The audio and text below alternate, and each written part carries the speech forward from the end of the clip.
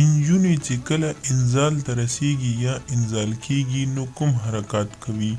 سلام ګران لیدونکو، هیله ده چې روغ جوړ او د صحت جامې و برتن وي.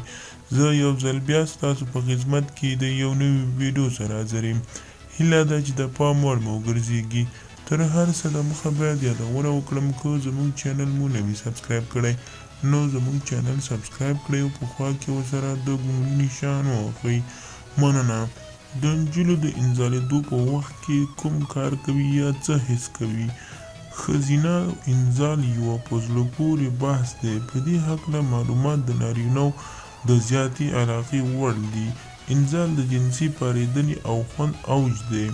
مخکې له دې څخه چې د نجونو انزال شي باید څو دقیقې پرله پسې ډول د جنسي اړیکې یو شدید خوند واخلو تر څو دې مرحلې ته ورسیږو. کله چې نجونې انزال ته رسیږي بیا یې واجباً یا واجینه او رحم دواړه د یو ډول بې کنټروله لړزو سره مخ کېږي.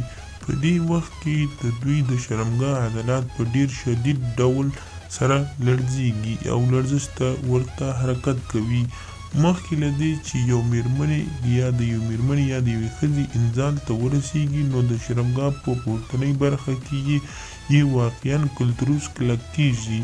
د دې ترڅنګ یې په واژینه کې د ښویو اوبو تولید زیاتېږي او دا د نارینه‌و سره مرسته کوي چې راحت دخول ترسره کړي. د انزال په وخت کې د میرمنو د نفس اخیستل چټک کېږي، د زړه ضربان یې لوړېږي، د وینې فشار یې لوړېږي، د سترګو مرغلرې یې یا منځته ځي یا هم لویږي. د عضلاتو حرکت یې دومره چټک کېږي چې پخپله یې ځان نشي کنټرول کولی.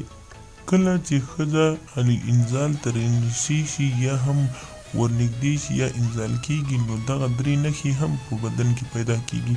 لومړی، د سترګو سپین یې غټېږي او په سپینو کې تور زیاتېږي. دوهم، په سترګو کې سپین چې کوم دي په هغو کې سرې لیکې را زیاتېږي.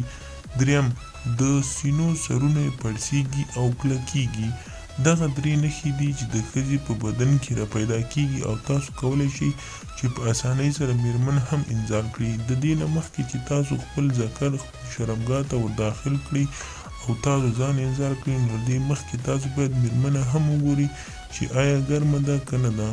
نو خدای دې وکړي ملګرو زموږ ویډیو خوښه شوې وي زموږ ویډیو لایک کړئ، شیر کړئ او زموږ چینل هم سبسکرایب کړئ. مننه.